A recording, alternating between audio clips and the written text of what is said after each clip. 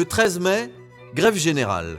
Après la nuit du 10 mai, 3 syndicats, la CGT, la CFDT et la FEN, appellent à la grève pour le 13 mai, jour de grande manifestation étudiante. J'ai décidé que la Sorbonne serait librement rouverte à partir de lundi. Pour répondre à cette question, il faut d'abord rappeler que le livre est paru en 68, c'est-à-dire je l'ai travaillé avant. Et dans une société, une époque,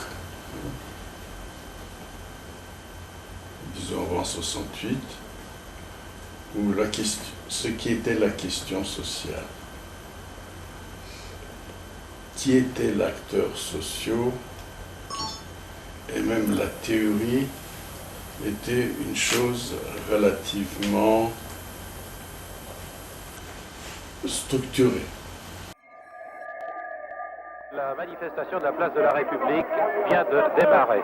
On avait attendu longtemps les étudiants, ils sont arrivés, Sauvageau est là, Jesmar aussi, et aussi sous une immense banderole blanche en lettres rouges, étudiants, enseignants, travailleurs, s'avancent les mains... On peut dire aujourd'hui deux choses, c'est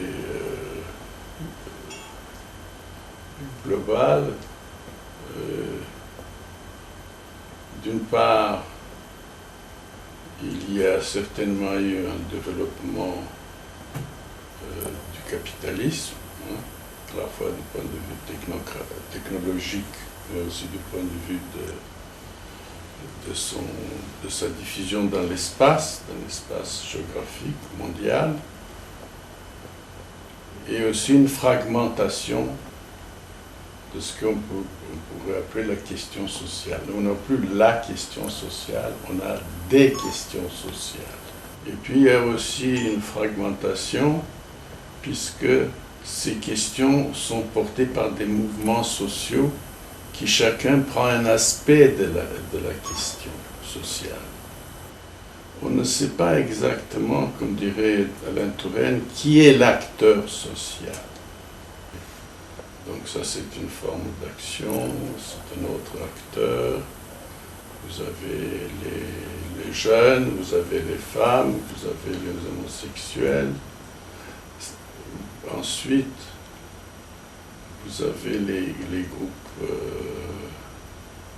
les minorités ethniques. La question de la nature est devenue aussi une histoire, une question économique, qui va être fragmentée comme toutes les autres questions.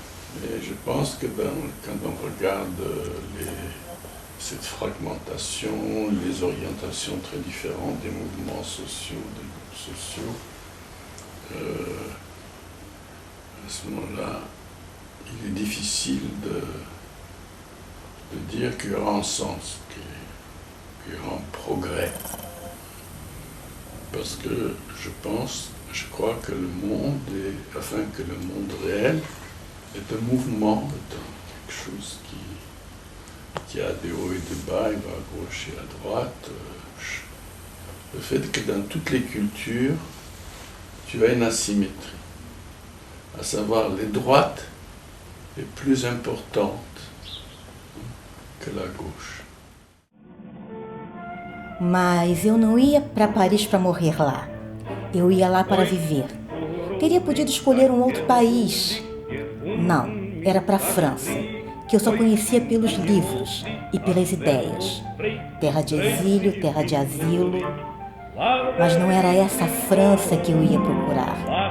A minha era o país da liberdade, da criação. Não queria e não podia viver em nenhum lugar a não ser em Paris, na minha terra prometida. Isso, pelo menos.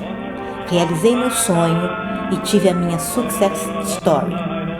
Finalmente, tenho um endereço onde escrevê-la. Donc, le seul système économique que nous connaissions qui s'est formé lui-même historiquement, c'est le marché. On a plus de mondialisme, mais le mondialisme aussi a fait d'une certaine manière éclore le nationalisme. Nous avons plus de nationalisme. Vous parlez beaucoup de la nature de l'écologie et du besoin de respecter les cultures locales. Est-ce que vous voulez approfondir? Oui, parce que tout ce qui concerne, même aujourd'hui, l'écologie, etc., à mon avis, ne tient pas compte d'un phénomène que là est important, qui est le phénomène de la tradition, les phénomènes de choses qui ont duré. Vous voyez, si on veut faire un monde, si on veut un élément de durabilité dans le monde, il ne peut être que fait des choses durables, qui ont déjà duré, etc. Et deuxièmement, c'est parce que je pense toujours que l'écologie doit être aussi adaptée, puisque je ne pense pas que c'est uniquement un problème d'environnement. Avant, on n'avait pas besoin de parler de la nature, puisqu'on parlait de Dieu. Donc ce n'est plus, quand je parle, c'est pour ça que je dis donc la nature, l'homme est interaction avec la nature, c'est ça la nature. Nous pouvons avoir des états de nature différents. Mais il n'y a pas d'être supraordonné. Par exemple, quand j'ai écrit le livre, je ne sais plus, La société contre nature, c'était sur les relations des femmes et des rapports des femmes et des hommes, parce que d'une certaine manière, femmes et hommes représentaient la nature et la culture. Vous voyez ce que je veux dire? Et donc, et je pense que c'est toujours le cas. Que dites-vous des critiques que cette théorie était déjà élaborée par Durkheim dans les représentations collectives? Ça, c'est une provocation. Si j'avais dit que ça ne vient pas de Durkheim, enfin la notion de représentation collective aurait été ridicule. Mais c'est en même temps vrai. Il y a d'abord en fait curieux que vous devriez savoir, Durkheim était un auteur qui n'était pas lu en France, jusque dans les années 50. Et c'est d'une certaine manière Lévi-Strauss, après le papier sur le Mauss, etc., qui a réintroduit l'école durkheimienne. Como muitas vezes acontece, quando minha alma está entristecida, perguntei a mim mesmo que, em criança, perguntava a meu pai no jantar de Páscoa: em que esta noite da minha chegada em Paris é diferente das outras? E respondi: em todas as outras noites, Paris esteve nos livros. A partir desta noite, os livros serão os livros e Paris é Paris. Eu teria dado o resto de meus dias para que aquela noite não acabasse nunca. Donc chacun, quand il fait de la recherche ou quand il est à son épistémologie, enfin de la science, a ses propres dada. Mon dada, c'est que en fait, les questions fondamentales sont en fait le point de départ d'une théorie, parce que les questions fondamentales, non empiriques, si je puis dire, sont les questions que sont toujours posées et sur lesquelles on peut faire des choses intéressantes. Après tout, toute la physique, c'est l'espace, le temps, etc. Et donc, moi, j'avais la question fondamentale que je me suis posée, qui était celle de la connaissance du sens commun versus la connaissance scientifique. Les théories qu'on avait en psychologie sociale à ce moment-là, parce qu'on n'avait pas de professeur de psychologie sociale vraiment, ne m'intéressait pas beaucoup, par exemple l'opinion, les attitudes, des choses comme ça. Je trouvais que c'est fragmenté, on ne sait pas quelle est la question, etc. Et en fait, j'ai trouvé un jour, parce que comme vous savez, je faisais en même temps un peu de l'histoire des sciences. Faltava-me um mestre para me guiar. Não um mestre para pensar, mas para com quem aprender. Em Paris, não descansei enquanto não encontrei um mestre, Alexandre Koiré. Segui seus ensinamentos até a morte. Dans un certain sens, le monde de la représentation, c'est le monde de la parole.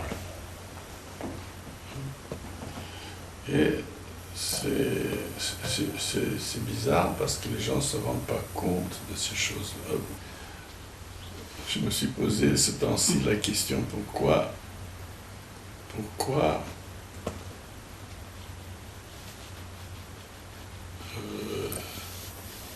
certaines choses deviennent populaires dans la science, et par exemple les sciences sociales et pas d'autres. Je me suis dit que c'est vrai à propos de la psychanalyse et c'est vrai à propos de Le Bon, et peut-être que d'autres choses des sciences sociales, c'est qu'eux n'ont pas inventé des théories vraiment scientifiques.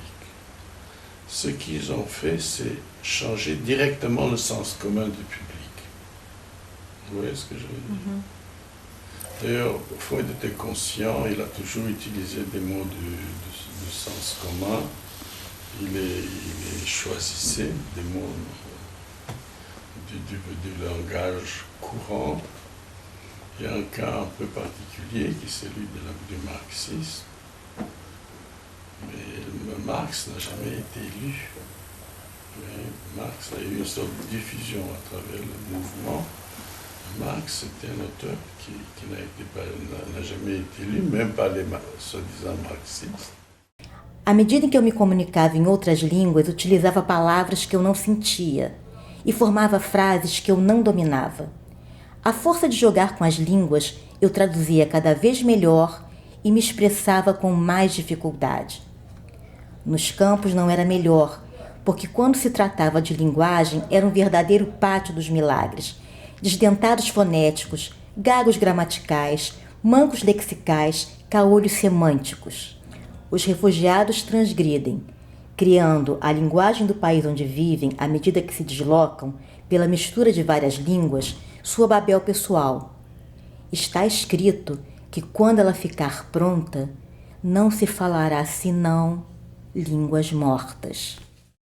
Est-ce que vous pensez que la femme, par exemple, est, disons, une meilleure alliée de la nature que l'homme? Je pense que la notion de domination de la nature n'est pas une notion historiquement exacte. C'est pour ça que je parlais de création de nature. Ce n'est pas, l'homme n'a jamais dominé la nature. La notion de domination de la nature est une notion qui, en fait, vient du XVIIe siècle, pas avant. Parce que l'histoire le problème de la nature, c'est une chose qui m'a préoccupé, je la raconte dans mes autobiographies. Era em 1935 e já rodava o ar da guerra.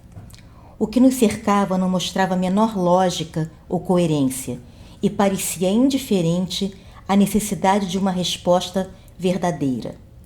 Interrogados sobre o que se passava, os adultos não respondiam diretamente, pois aqueles que deveriam ser os mais atentos aos acontecimentos da Alemanha ou à guerra civil que causava uma grande desordem na Romênia, não falavam sobre isso. Os aliados obrigavam a democracia romena a conceder cidadania e direitos civis a esses judeus, mais de 500 mil de judeus indesejáveis.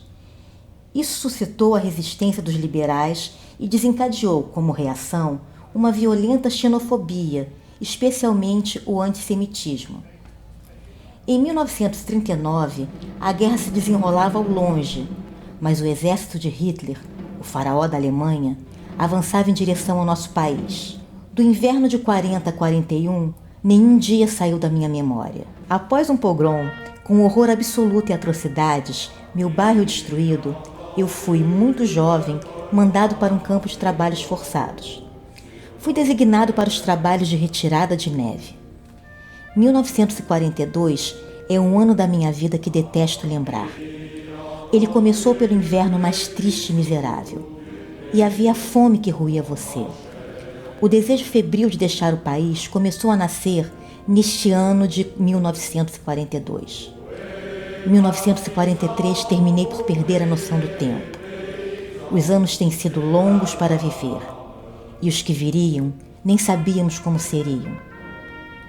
1944. A França levantou a cabeça. Graças a Deus, pois começavam a resistir. O armistício coincidiu com a liberação de Paris. Para nós romenos, a euforia foi de curta duração. Apresso-me a dizer que foi em Bucareste o bombardeio mais devastador de toda a guerra. Enquanto ele durou, vivemos num grande abrigo, Marthe e eu, a entrar em pânico e a nos amar.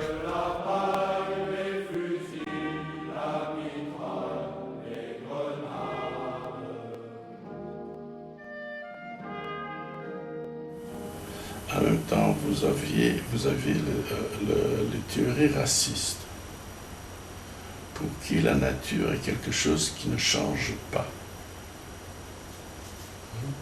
Oui, les propriétés biologiques, etc., c'est des choses qui ne changent pas, que ce soit les juifs ou que les propriétés des femmes.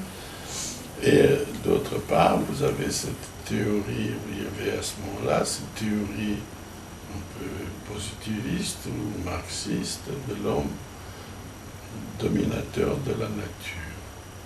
Mais qu'est-ce que ça veut dire dominer la nature alors qu'elle est que ce qui est la nature, l'état de la nature, est quelque chose qui change tout le temps. Sobre o tema da natureza da criação, escrevi outro ensaio. Sem que eu quisesse, a visão burocrática dominante durante a minha juventude teve a influência na maneira de abordar o tema. Por um lado, eu observava uma propensão a glorificar a terra, a vida orgânica e selvagem. Por outro, o racismo preconizava a eliminação dos seres inferiores, com base na seleção natural. A destruição biológica era o elemento próprio do pensamento racista com relação à natureza humana. D'abord, je trouve que les femmes qui parlent de Simone de Beauvoir, elle n'était pas une féministe au sens d'aujourd'hui. C'est aussi simple que ça. Elle n'était pas dans la lutte, etc. Elle croyait, elle, puisqu'elle était un peu comme les marxistes, on change les problèmes sociaux, mais on ne sait que pas. Je ne dis pas que le socialisme avait aussi cette idée de l'égalité des femmes et de l'homme. Mais les rapports entre les groupes sont institués autour d'un certain nombre de choses très précises. Sinon, il n'y aurait pas de rapport, d'interaction. Donc je crois que les femmes devraient penser à ça, si tu veux, de manière plus universelle, et puis de tendre vers une certaine vérité. Et les institutions qui ont duré longtemps sont peu nombreuses. Les choses qui durent doivent je reviens à propos du passé, etc. Les choses qui durent doivent nous intéresser plus que les choses qui ne durent pas. Parce que ce qui n'est pas normal, c'est de durer.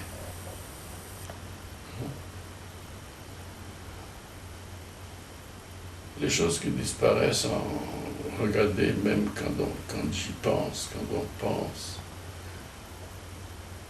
l'Union soviétique, ça veut dire une concentration politique, intellectuelle d'un siècle de l'Europe, de l'histoire européenne. Ça commence immédiatement après la Révolution française. Et ça se dirige vers ça. Et les révolutions en France, la Commune, tout le monde sait que c'est un parti à Paris. Marx l'a écrit aussi, c'est là où les choses se concentraient. Mais c'était un mouvement qui a touché tout le reste du monde. C'était la question sociale. C'était... que ce n'est duré que 70 ans. Remarquez, Lénine croyait que ça ne durait même pas ça. Mais historiquement, c'est rien. Não escondo que, invadido pela melopéia de milhares de vozes, acompanhada pelo ruído surdo dos passos dos soldados, foi com lágrimas nos olhos que ouvi a Marseillaise e a Internacional ressoarem dentro de mim.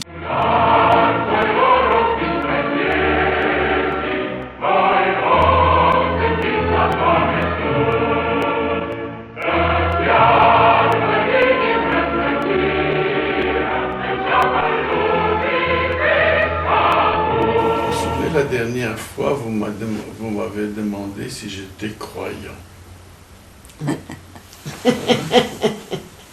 Pourquoi? Pourquoi? Ouais, pourquoi? Ah, parce que je sens... C'est parce que je vous ai dit que je crois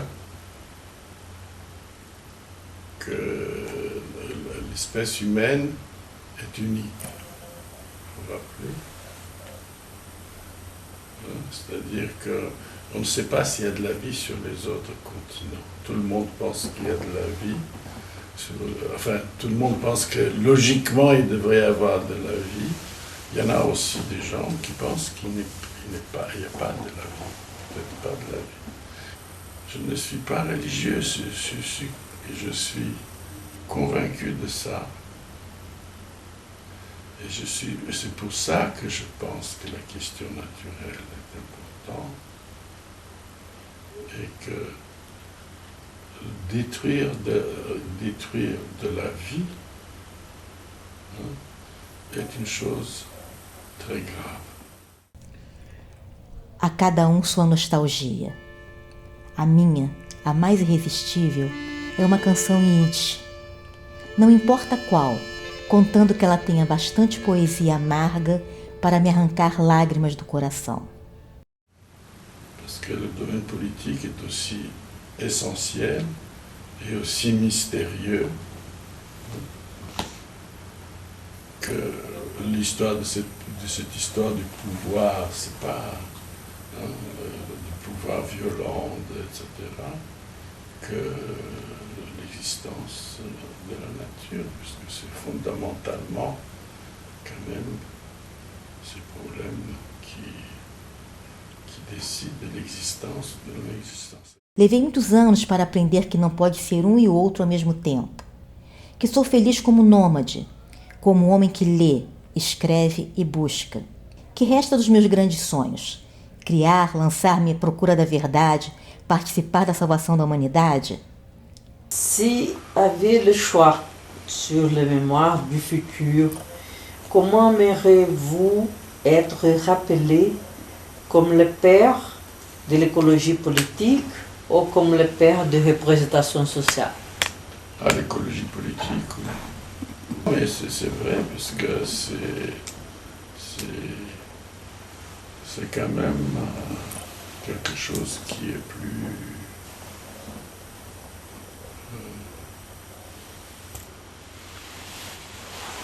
pratique. Vous savez, je suis universitaire, je suis devenu universitaire, mais j'ai toujours pensé qu'en fait, quelque part, nous devons toujours revenir vers l'humanité normale, c'est-à-dire c'est elle qui nous intéresse, c'est elle qui nous devons intéresser. Je ne dis pas que ça c'est une application à la science, c'est l'action.